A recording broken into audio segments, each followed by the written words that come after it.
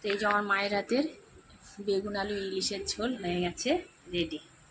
এদিকে দেখো আমার মা বেগুন আলু দিয়ে ইলিশ মাছের ঝোল করছে। যেমন সুন্দর বড় বড় বেগুন, তেমন আলু কাটা, আর তেমন বড় বড় সাইজের মাছ। তো এই বেগুন আলু মাছ দিয়ে ঝোল ইলিশ মাছের, এটা মা কি দিয়ে কালো জিরে সোজা কাঁচা লঙ্কা দিয়ে। আমার দিদি তো ভীষণ পছন্দ করে, আর আমার মানে মায়ের হাতের এই বেগুনের ইলিশের ঝোল চাইবো ভীষণ পছন্দ করে। তাই দিদি বললো মা করবে।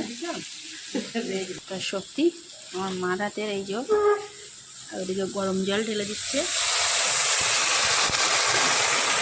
এরকম কত ঝোল, মানে পাতলা ঝোল হবে ইলিশের, এটা বেশ টেস্ট লাগে মায়ের হাতের এই বেগুন আলু ইলিশের ঝোল।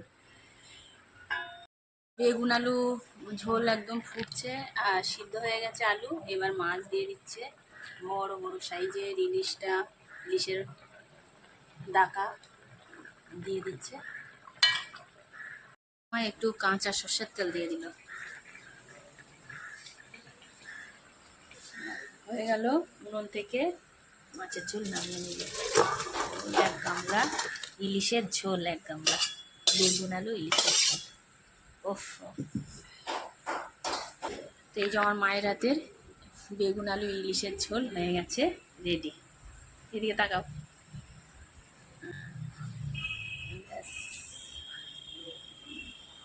আর কুমড়ো পুঁই শাক দিয়ে তরকারি দাও।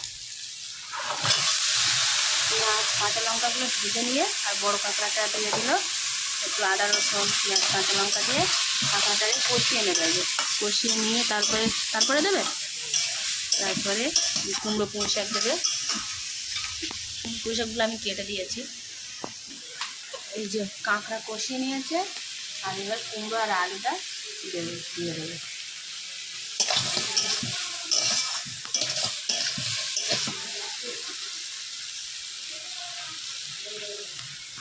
সিম্পল রান্না, খুব সুন্দর হয়। পুঁই শাক দিয়ে এই যে বড় কাঁকড়ার তরকারি হয়ে গেছে মায়ের। সুন্দর তরকারি হয়েছে, এটা খেতে না জাট ফালটা বাটি লাগে। কুমড়ো আলু আরও লাউ দিয়ে, সেটাও ভালো লাগে।